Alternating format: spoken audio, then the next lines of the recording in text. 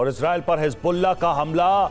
Shlomi में drone से किया अटैक, मिसाइल साइट से टकराया ड्रोन, हमले में मिसाइल साइट को नुकसान।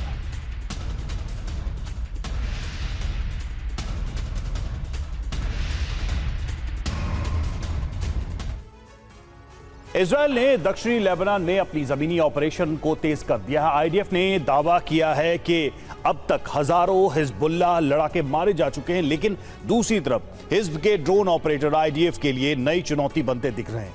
लितानी नदी से लेकर बेका घाटी तक बारूद बरस रहा है और शहर खाली कराए जा रहे हैं। ईरान के बंदर अब्बास पोर्ट के पास हमला, अमेरिका ने मिसाइलों से किया हमला। ईरान ने एक्टिव किए एयर डिफेंस सिस्टम।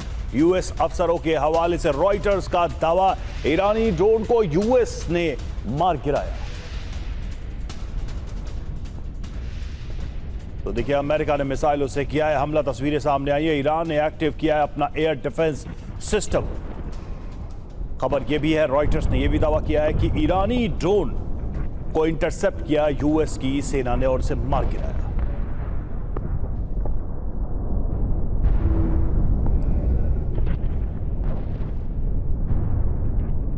तो ईरान के बंदर अब्बास पोर्ट के पास की ये तस्वीरें जहां पर हमला हुआ है, और खबर यह है कि अमेरिका ने मिसाइलों से अटैक किया है। रॉयटर्स ने यह दावा किया है कि ईरान के ड्रोन्स को इंटरसेप्ट किया गया और उसके बाद उस पर हमला किया गया।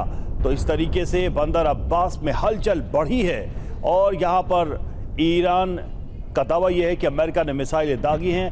रॉयटर्स के हवाले से यह दावा किया जा रहा है कि ड्रोन्स को मार गिराया गया अमेरिका के द्वारा।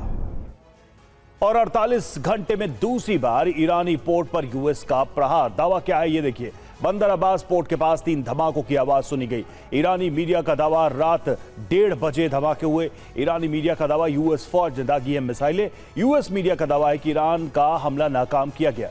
यूएस शिप पर ड्रोन से हमले की कोशिश को नाकाम किया गया। बड़ी बात यह है कि अब तक हमले की आधिकारिक पुष्टि नहीं हुई है। 48 घंटे के अंदर दूसरी बार सीज फायर टूटा है। तो इस तरीके से आप देखिए, तनाव लगातार बना हुआ है और बंदर अब्बास में भी ये अटैक, हमला हुआ है और ये मिसाइलें दागी गई है।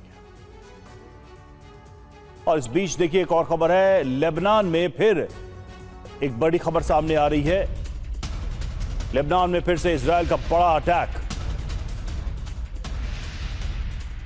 टायरे इलाके में रिहायशी इमारत पर हमला किया गया और इजरायली जेट्स ने की है भारी बमबारी। ये जानकारी सामने आ रही है। फिर से लेबनान में हमले के बाद टायरे में भीषण आग लग गई, जिसकी तस्वीरें सामने आई।